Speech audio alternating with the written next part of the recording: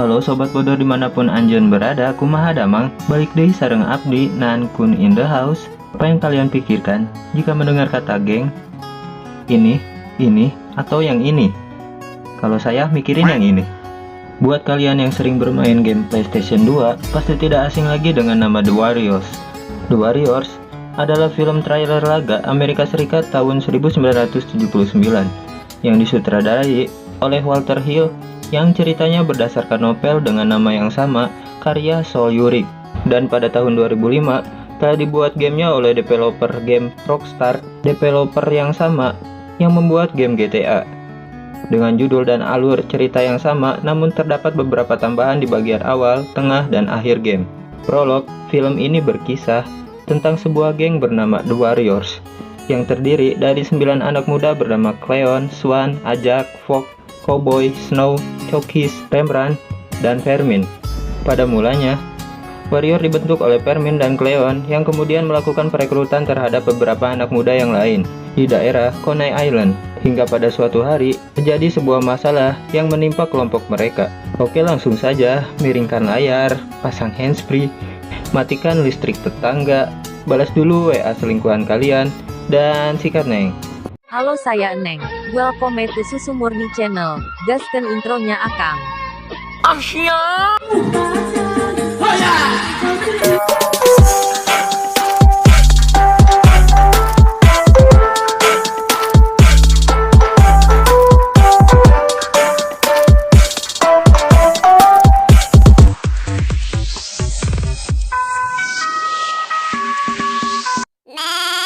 Film diawali di latar tahun 1979, zaman yang dimana kamu dan dia belum asik joget-joget di TikTok. Di pinggir pantai kota New York, terdapat sebuah geng bernama The Warriors. Scene berlanjut, suatu hari ada pertemuan antar seluruh geng yang berada di seluruh penjuru kota.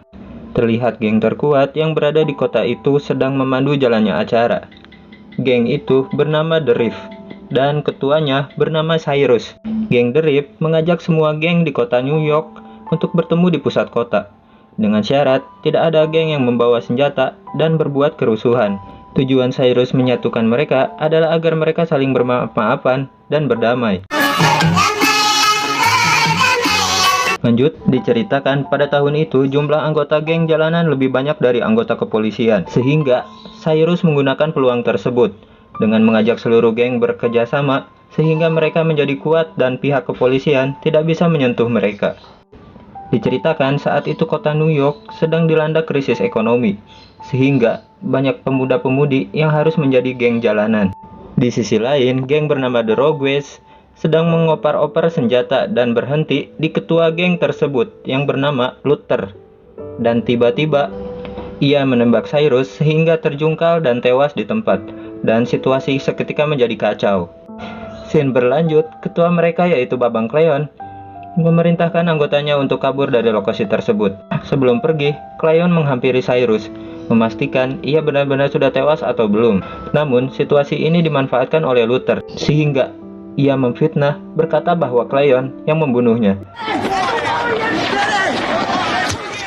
Sehingga, seketika geng The Reef segera menghajarnya.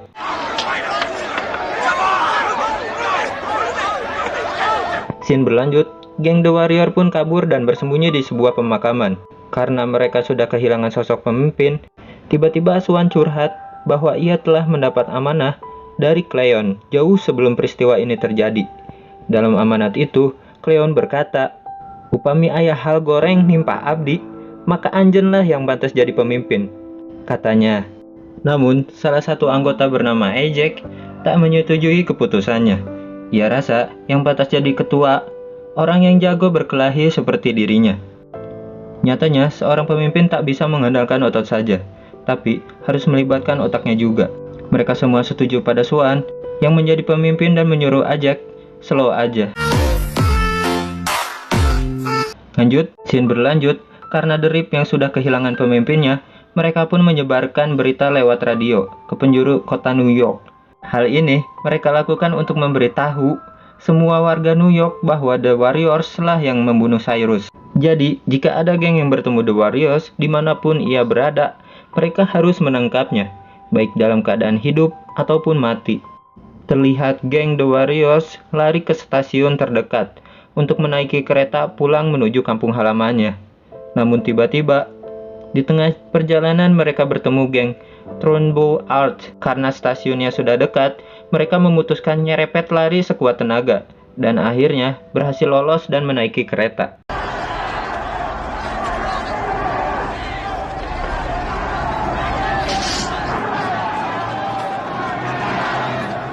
Di tengah perjalanan, kereta berhenti karena dihadang oleh sebuah kebakaran.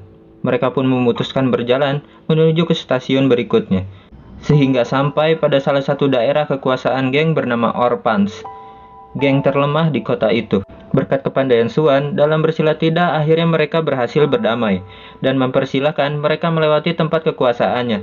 Dan tiba-tiba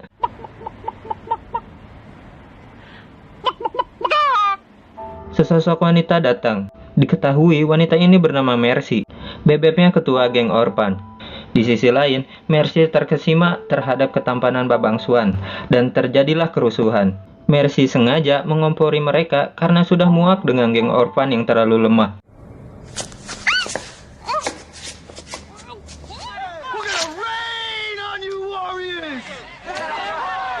Setelah perhatian mereka teralihkan, akhirnya geng The Warriors berhasil menaiki kereta kembali. Bunch of wimps. Union Station, here we come. Namun, kali ini Mercy ikut bergabung. Di dalam kereta, Mercy curhat bahwa suka main TikTok dan main koleci. Loh, maksud saya, suka tantangan dan petualangan. Scene berlanjut, The Warriors sampai di stasiun berikutnya. Namun tiba-tiba, mereka bertemu dan dikejar polisi yang kebetulan berada di stasiun itu. Untuk mengecoh polisi, mereka berpencar dan berencana bertemu di suatu tempat. Hal ini mereka lakukan agar tak tertangkap oleh polisi tersebut. Terlihat 3 orang geng berhasil kabur menaiki sebuah kereta. Namun 1 orang terpisah sehingga terjatuh, tertarik gugulitikan dengan Pak Polisi. Dan tak diduga terhempas dan terlindas sebuah kereta yang melintas. Geng The Warriors yang kehilangan 1 orang anggotanya harus tetap melanjutkan perjalanan. Di seberang jalan, tiba-tiba sudah ada geng The Baseball Furies, yang ternyata ini adalah wilayah kekuasaannya. Karena tak memiliki senjata, akhirnya mereka memutuskan untuk melarikan diri.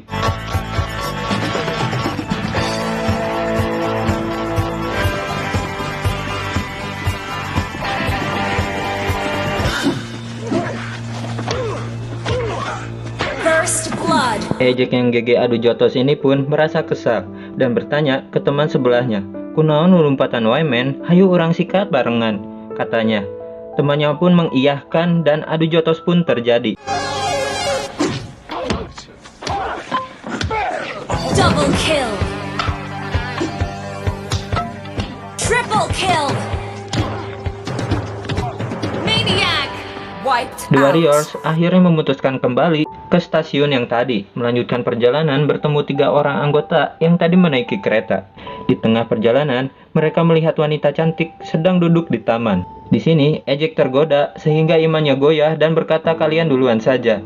Aku olahraga dulu," katanya. "Bisa aja tutup termos."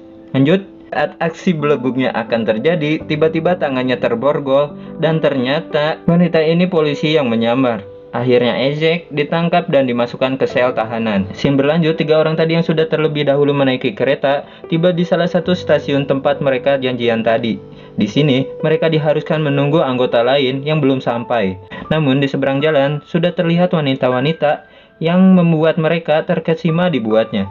Mereka berpikir daripada gabut sambil nunggu teman yang lain, mending ikeh-ikeh dulu. Kan bangke. Lanjut, sesampainya di rumah mereka saat sedang asoy digebocoy, tak diduga mereka ditembaki dan ternyata mereka ini adalah geng wanita bernama The Ladies. Namun kenyataannya mereka gagal dan The Warriors berhasil kabur kembali. Sampai di sini, mereka baru menyadari bahwa mereka jadi buronan dan difitnah membunuh ketua geng The Rift. Di sisi lain, Swan bertemu Mercy dan menanyakan keberadaan Fox. Karena saat berpencar tadi, Mercy bersama Fox. Mercy berkata bahwa Fox telah mati terlindas kereta dan akhirnya Swan membawa Mercy ikut bersamanya. Ternyata mereka bertemu geng kembali, geng bernama The Punks. Swan yang sudah tahu akan terjadi baku hantam, akhirnya mereka bersembunyi dan langsung menyerang mereka.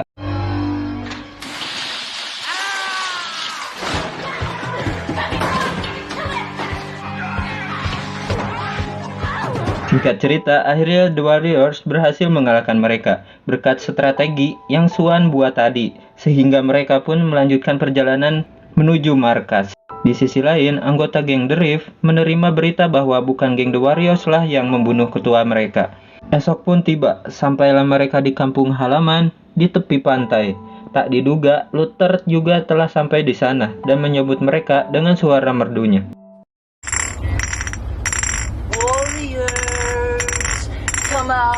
Lanjut, scene berlanjut saat di pantai, Swan menanyakan, apa motivasimu membunuh ketua geng The Rift? Luther berkata, aku membunuh Cyrus hanya untuk bersenang-senang saja. Aku suka keributan dan perpecahan, jadi tak memikirkan akibatnya. Katanya, karena hal itu, Swan mengajak Luther sparring 1 lawan 1. Akan tetapi, Luther langsung mengambil pistol dan akan menembak Swan.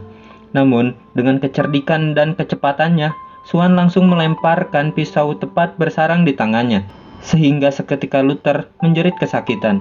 Tak sampai di situ, tiba-tiba anggota geng The Rift muncul dan langsung memberi hukuman kepada Luther. Dan ketua baru geng The Rift meminta maaf pada geng The Warriors karena telah menuduh dan terprovokasi oleh omongan Luther. Sehingga The Warriors pun dipersilakan lewat. Bersamaan dengan itu, The Rift pun mengeroyok Luther hingga tewas. Scene berlanjut, di sebuah radio diberitakan kembali bahwa mereka hanya salah paham. Yang membunuh Cyrus bukan The Warriors, melainkan Luther. Hingga pada akhirnya Swan dan Mercy berpacaran. Sisa anggota yang tersisa ini akhirnya hidup dengan damai dan film pun mamat. Oke, itulah alur cerita film The Warriors. Pelajaran hidup yang bisa kita ambil dalam film ini adalah memfitnah adalah hal yang tidak masuk akal. Tapi yang lebih tidak masuk akal lagi adalah mempercayai sebuah fitnah. Memang fitnah lebih kejam dari sebuah pembunuhan. Namun, semua berawal dari peristiwa berikut ini.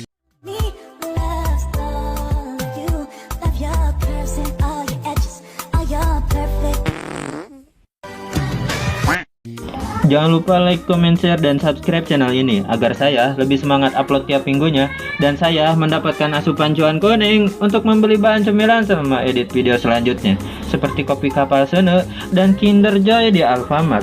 Hatur nuhun.